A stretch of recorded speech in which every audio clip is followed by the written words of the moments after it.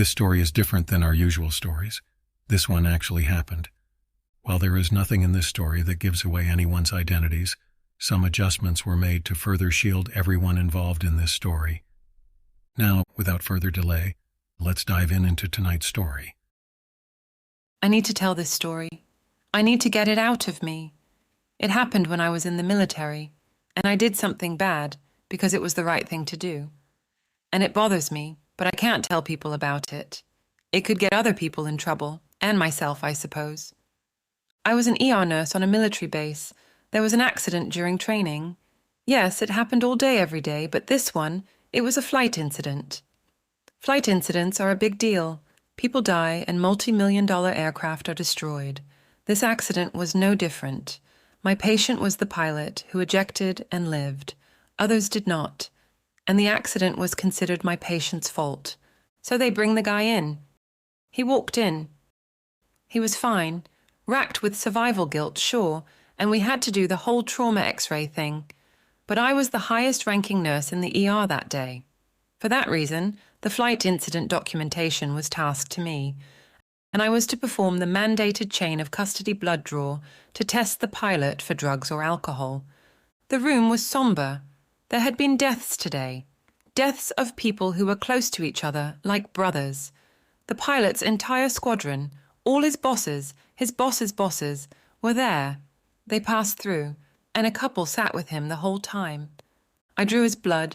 It's a chain of custody, which means every person who touches the vials has to sign who they hand off to at each handoff.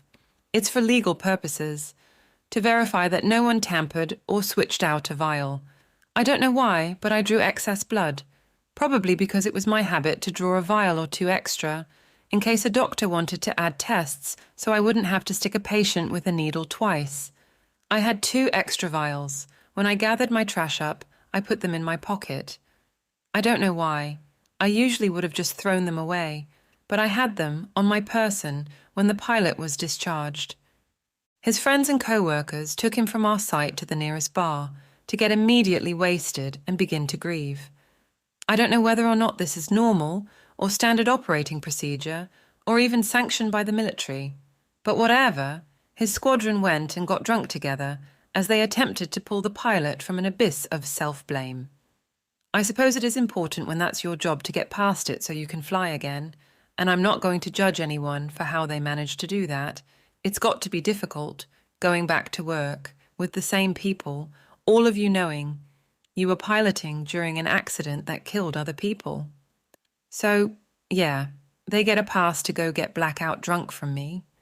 But not an hour after they left, the lab called me. There was a problem. The chain of custody blood draws needed drawn again. Someone had dropped the first ones on the floor. Smashed into a million pieces was my pilot's clean blood test. Now he was at a bar, getting drunk, and I had to call him and have him come in to get a new blood draw. It would not be clean. He would have alcohol in his blood. But I still had to have him come in. Everyone understood the ramifications of what was happening. With alcohol in his blood sample that was taken for his flight incident, he would be court-martialed. There would be a trial. He would get charges, and he would do time in the brig. His commanding officer came with him. I don't remember if he had a star or two or a bird, but his expression was grave. The pilot's fate, I believe he was thinking, was sealed. Unless he himself told the truth that this was a redraw, that it happened well after the pilot was off duty, that he had begun drinking to ease his grief and was called back. But that meant the flight incident report had no blood draw. That would end this pilot's career. With whether or not he was drunk or on drugs during the incident up in the air, he would be grounded, possibly indefinitely. He would have to crawl his way back up to where he was trusted to fly again. If he was elite, or wanted to be an elite pilot, that's the end of the dream. Walking the pilot into the room where I was drawing his blood was like walking a career to the gallows. The whole time I did the paperwork and drew the blood, I knew what I had to do. The commanding officer stammered and said things and made explanations. I don't know what he thought I could do about the situation. I'm pretty sure he had no idea that I could or would do anything. No one pressured me, I'm trying to say. No one threatened me. No one coerced me to do what I did. I did it all on my own, and no one knew what I was even planning. I took the blood I had just drawn into my right hand. The pilot was looking down at the ground, his head hung in grief, for the dead, and for himself. "Look at me," I said. "Look at me." I waited for his eyes to meet mine. He had to understand what was happening and that everything would be okay. "Do you remember who drew your blood earlier today? Who did it?" "Who?" I asked him, demanded of him. "You did. It was you," he replied. Holding his blood in my right hand, I reached into my pocket with my left, demonstratively. I took out the blood I had held on to, and I told him, "This is some of the blood I drew from you earlier. This is yours. There was extra.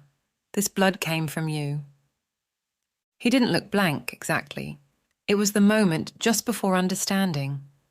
I looked at him, at his commander, and then turned and put the blood I just drew from him into a Sharps container bin. I threw the new blood drawer away, and I put the vials I drew on him earlier down in front of me and set about filling out my document. The only lie was the time of that blood draw.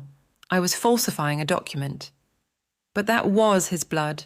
I drew it, and it never left my custody.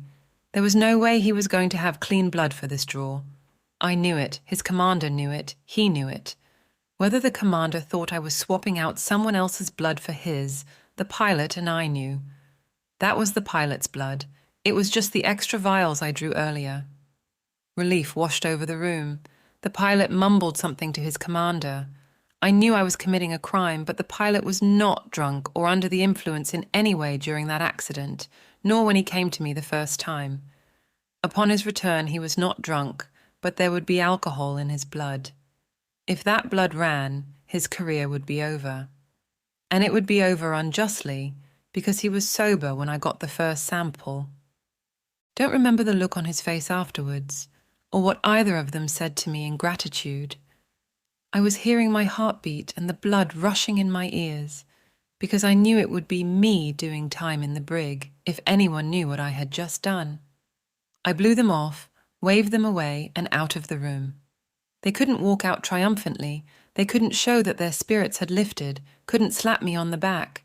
They had to leave now without a fuss, so no one had any idea what I had just done. I'm a liar. I faked official documents. I feel terrible about it, but I'd do it again. It was the right thing to do, even if it messes with me to this day. It's good to get it off of my chest. Thank you for listening to tonight's story. What would you do if you were in her shoes? We'd love to hear from you in the comments section. If you enjoyed tonight's story, please like and subscribe to our channel. It really helps with the growth of the channel and creation of more content like this.